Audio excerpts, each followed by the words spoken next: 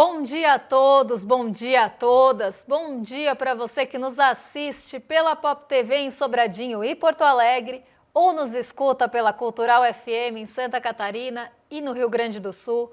Sejam todos muito bem-vindos e bem-vindas a mais um ICL Mercado e Investimentos.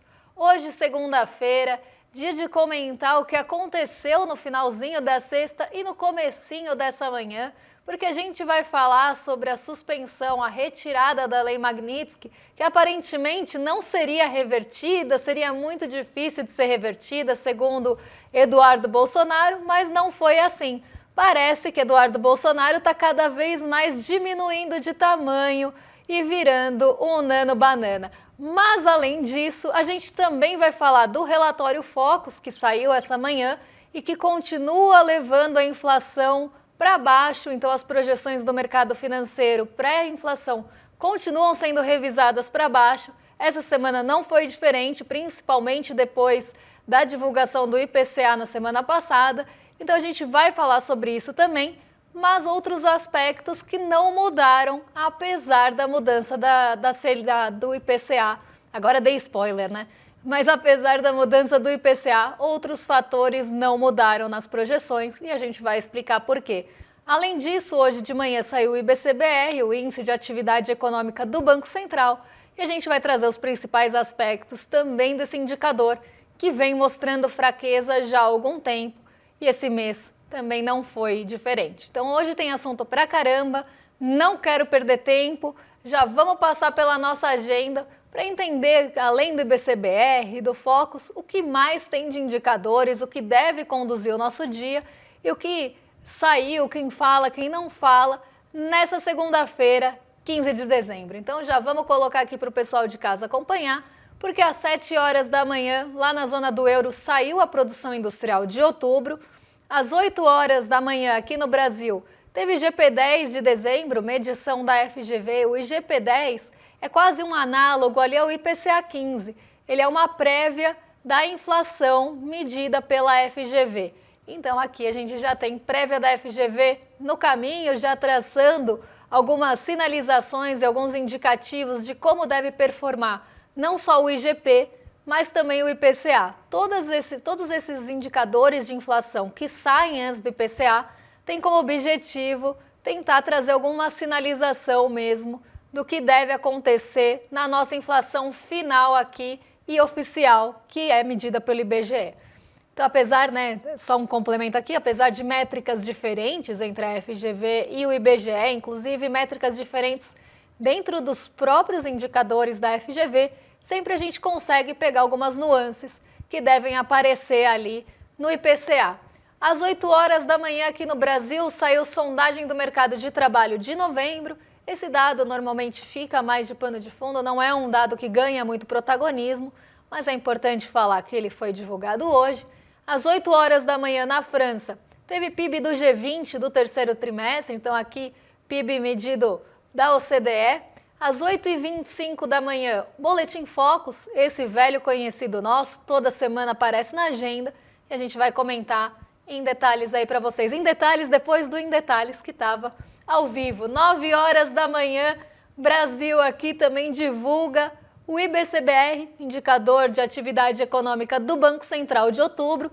Então, como eu já tinha adiantado na semana passada, depois de divulgados os dados do comércio, dos serviços, o levantamento sistemático da produção agrícola, dados da indústria, o Banco Central pega todas essas pesquisas mensais e, com base nas pesquisas, monta o IBCBR, que é um termômetro do PIB.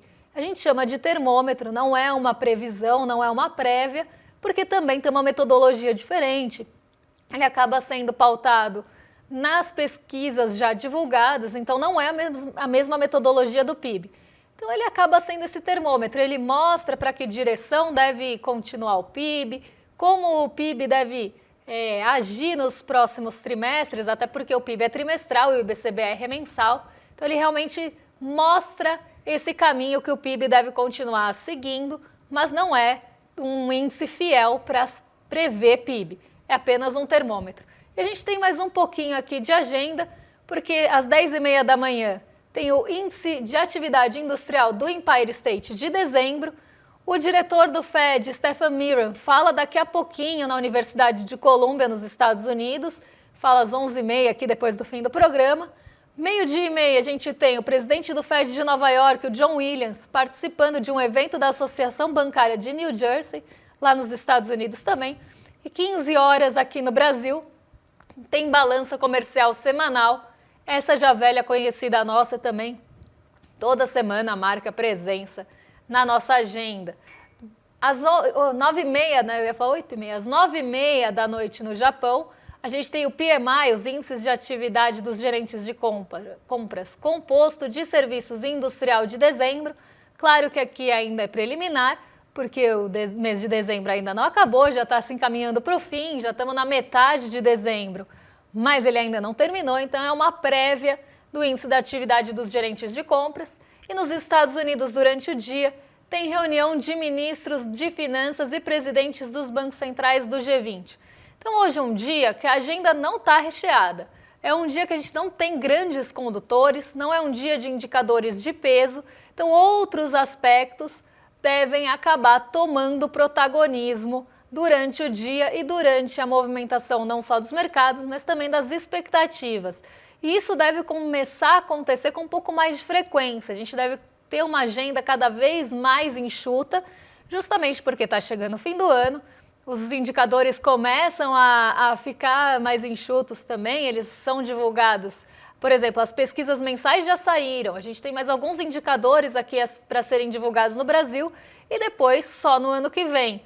Então, o mercado começa a entrar num compasso de espera, até porque ninguém quer se posicionar nessa ausência de indicadores e também ninguém quer se posicionar num momento que as bolsas, de forma global, vão estar com a liquidez prejudicada, porque parte dos dias as bolsas ficam fechadas, parte dos dias a negociação e a liquidez é muito baixa, então você acaba tendo, né, uma falta de posicionamento. Ninguém quer se posicionar muito nesse cenário de incerteza e de ausência de indicadores e com menor volume de negociação.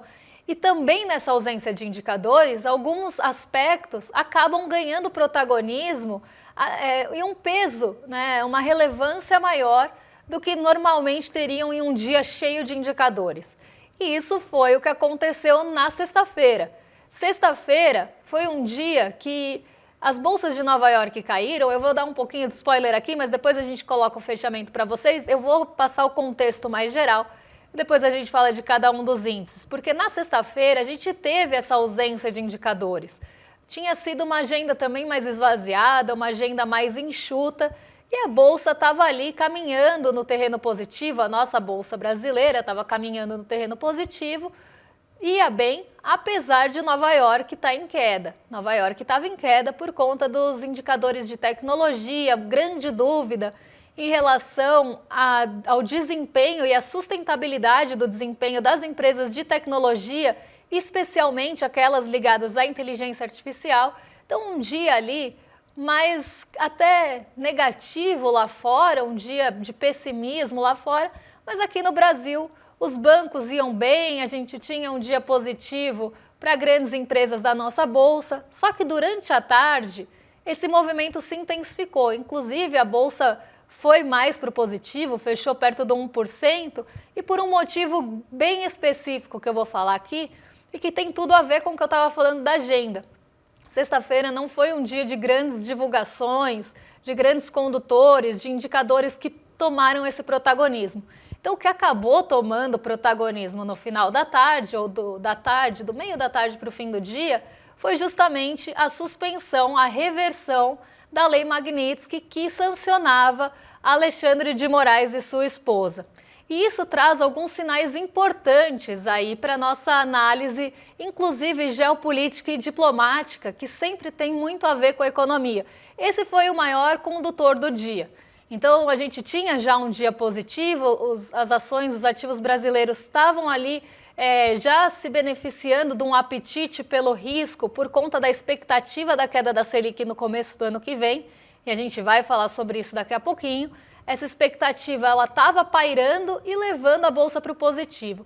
Quando a gente tem a suspensão essa reversão da Lei Magnitsky que sancionava o ministro Alexandre de Moraes. Eu tenho que tomar muito cuidado aqui, porque senão sai mini churros Alexandre de Moraes.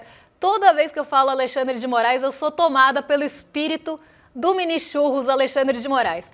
Mas vamos lá, né? A gente tem essa reversão da sanção ao ministro Alexandre de Moraes e isso causa bons ventos na Bolsa Brasileira, porque o mercado passa a ver que as relações diplomáticas elas estão se encaminhando para um entendimento. Então a gente tem já uma redução do tarifaço, a gente já tinha tido, né, várias exceções, depois alguns itens importantes saindo do tarifaço e agora a reversão da Magnitsky, que sancionava um ministro, e essa Magnitsky foi colocada ali arbitrariamente. É uma decisão, inclusive, unilateral dos Estados Unidos, sancionar um ministro de um outro país com a justificativa da ditadura da toga, da perseguição, tudo aquilo que a gente já tinha falado para vocês e que, inclusive, embasou como justificativa muito rasa também o tarifaço ao Brasil.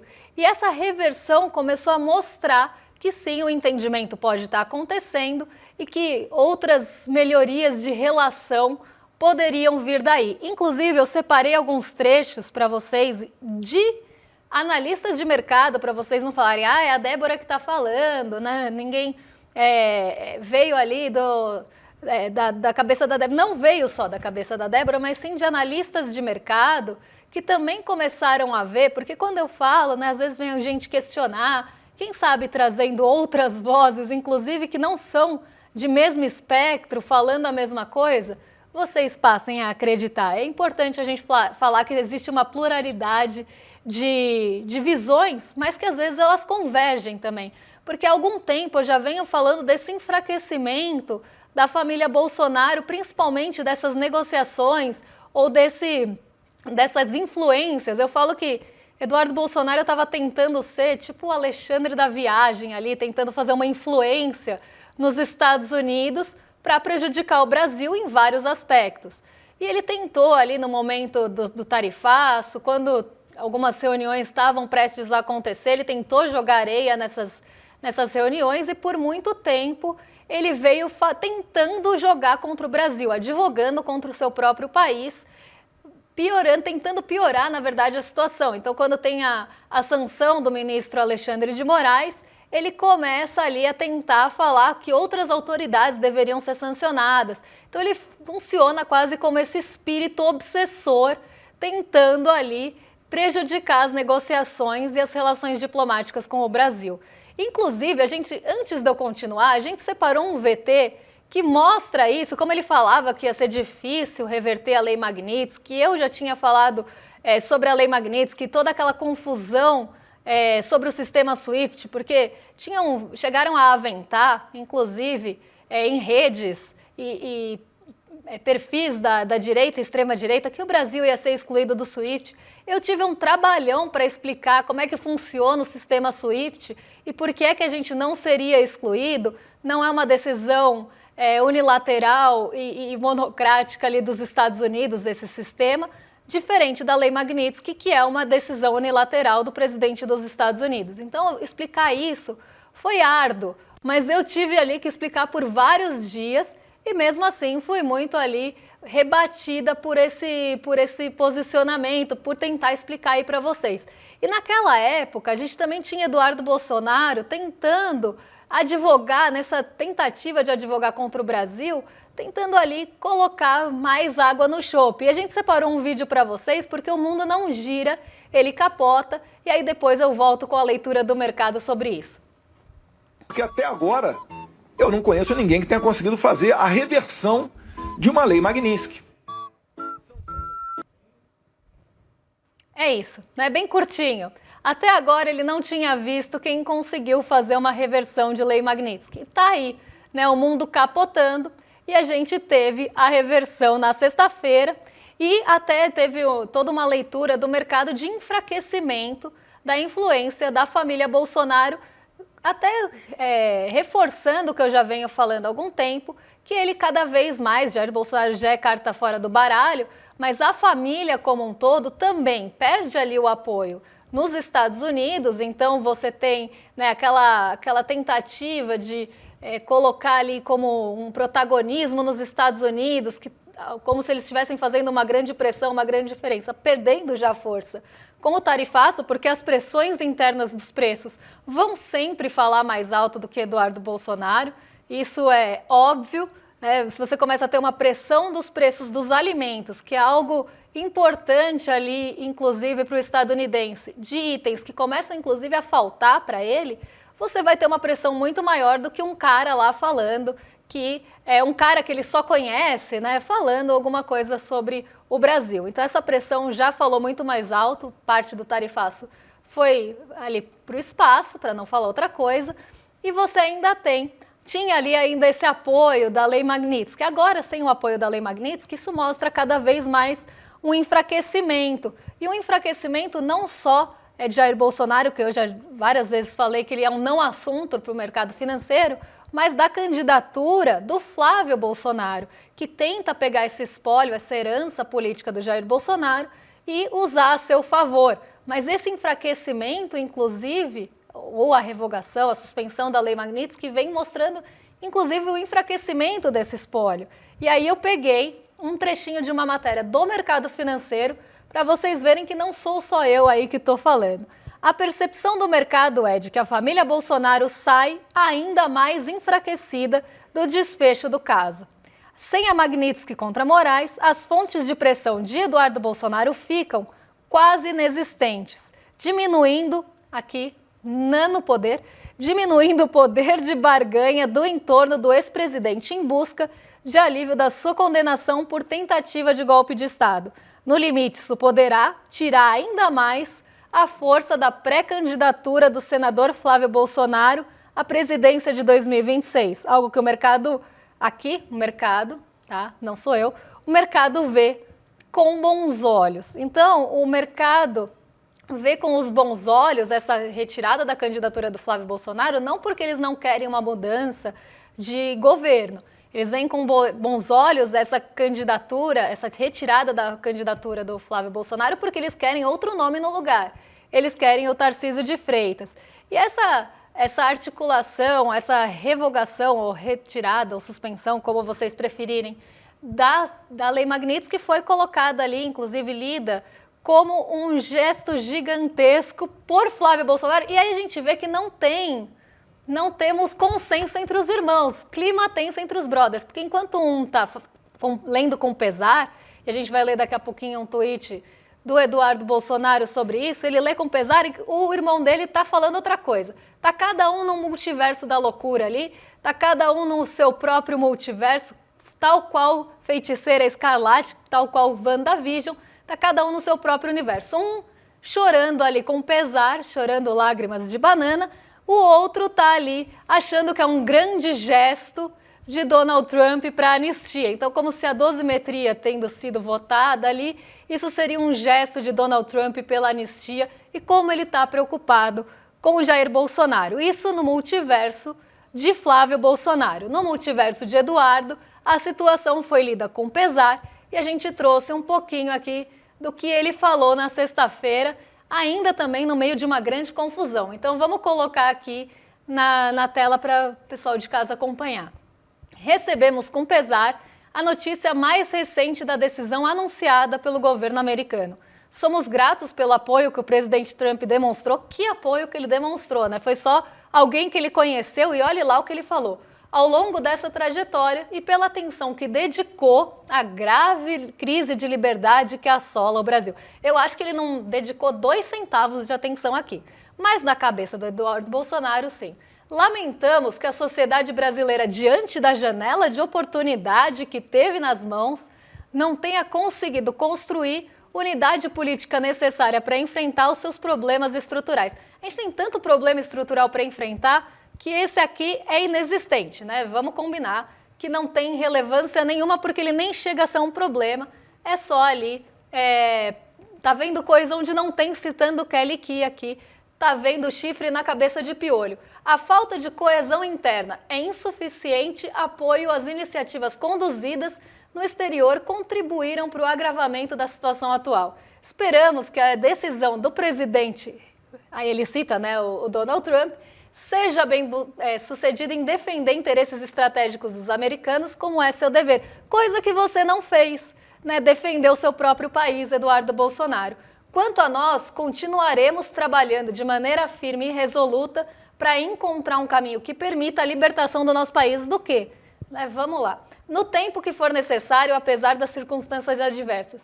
Que Deus abençoe a América, porque ele, né, sempre vai pensar no God bless America, porque para ele os Estados Unidos estão acima da gente, e que tenha misericórdia. Para eles é Deus abençoe, para a gente a misericórdia do povo brasileiro, Eduardo Bolsonaro. Ao mesmo tempo, como eu falei, clima tenso entre os brothers, para Flávio Bolsonaro, abre aspas aqui, foi um gesto gigantesco pela anistia retirar o nome do ministro Alexandre de Moraes do Supremo Tribunal Federal da lista sancionados pela Lei Magnitsky. O parlamentar disse ainda não ter dúvida que o governo americano vai recuar com o tarifaço em uma eventual aprovação da anistia no Senado. Vamos lá, né? Posicionamentos conflitantes aqui. Enquanto um está chorando, com pesar, o outro está querendo falar que foi um gesto triunfal, um gesto gigantesco pela anistia. Nenhum dos dois tem razão, tá? Mas o que eu quero chegar é que eles começam a usar essas histórias, essas narrativas, essas justificativas para tentar diminuir esse peso que tem em relação à Lei Magnitsky e colocar para o lado deles. Então eles estão tentando mudar a realidade, por isso que eu falei que eles estão no multiverso ali, cada um no seu, tentando mudar essa realidade com uma narrativa que os favoreça, como sempre fazem. E sempre tem gente que escuta e cola, infelizmente. Mas eu também separei um outro ponto aqui para falar de Magnitsky, que foi a fala de Lula sobre a retirada da Magnitsky, que disse a Trump que era bom para o Brasil e a democracia. E, inclusive, muito curioso, Alexandre de Moraes, nosso ministro, mini-churros, faz aniversário, ou fez aniversário no dia 13 de dezembro, né? Então foi quase um presente mesmo, como disse o presidente Lula. E tudo isso, eu estou contando tudo isso para vocês, inclusive desses posicionamentos contrários dentro da própria família Bolsonaro, porque isso mostra essa falta de coesão e o enfraquecimento da família. E o mercado não é bobo e não é inocente também. Ele está de olho nisso, vendo essas rachaduras, como eu falei, a direita está rachadinha, está vendo essas rachaduras dentro da própria direita como um sinal de fraqueza. E o mercado financeiro não costuma apoiar coisas que ele não vê coesão, não vê ali certeza, não vê uma coesão mesmo no sentido de trazer uma unidade que vá levar aquele projeto para frente. Então, na incerteza, ele vai balançar mais. E por que é que foi visto, né, com bons olhos aí esse enfraquecimento do Flávio Bolsonaro? Porque ele tem um projeto que ele quer que aconteça e que não é Flávio Bolsonaro. Mas, para além disso, né, tem toda a questão democrática e diplomática que você vê ali e geopolítica que você vê uma resolução um pouco mais próxima. E o mercado gosta de certeza, ele não gosta de incerteza. E a candidatura, não só a candidatura, mas toda essa situação traria incerteza para o mercado. Então, aqui a gente tem uma leitura até um pouco, né, que parece contraproducente aí, né? Apesar dele ter visto com bons olhos aí a falta de apoio e tudo isso na direita, ele também comemora essa questão de aproximação dos Estados Unidos, porque o mercado, na verdade, ele quer ver onde ele vai ganhar mais dinheiro, onde ele consegue lucrar mais.